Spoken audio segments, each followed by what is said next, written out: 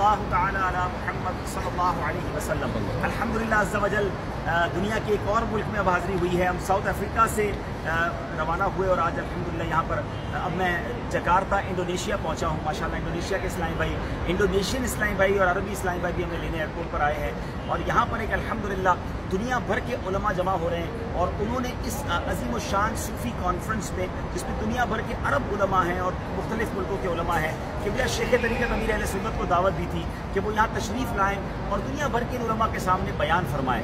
امیر اہل سنت نے اپنی جگہ مجھ گناہگار کو یہ موقع دیا ہے، تو میں یہاں حاضر ہو گیا ہوں، اور کل انشاءاللہ اس عظیم الشان صوفی کانفرنس میں، جس میں تمام دنیا بھر کے اہم علماء کرام جمع ہو رہے ہیں، اور انشاءاللہ اس میں جو ہمارا موضوع ہمیں دیا گیا ہے، مدنی چینل کی برکتیں، مدنی چینل کے کیا فوائد ہیں اس دنیا کے لیے، تو انشاءاللہ اس موضوع پر کل بیان کرنے کی سعادت ملے گی۔ آپ کو اس کے مناظر بھی دکھائیں گے۔ انڈونیشیا میں بھی دعوت اسلامی کا مدنی کام ہو رہا ہے، مدنی قافلے سفر کرتے ہیں، انڈونیشین اسلامی بھائی مدنی کام کرتے ہیں، تو آپ بھی دنیا بھر میں جہاں کہیں ہوں مدنی کاموں میں شامل رہیے۔ اللہ تعالی ہم سب کو دنیا اور آخرت کی برکتیں عطا فرمائے۔ شکریہ ادا کرتا ہوں تمام اسلامی بھائیوں کا جنہوں نے آ کر ہمارا یہاں پر استقبال کیا۔ صلو علی الحبیب صلی اللہ تعالی علی محمد صلی اللہ علیہ وسلم۔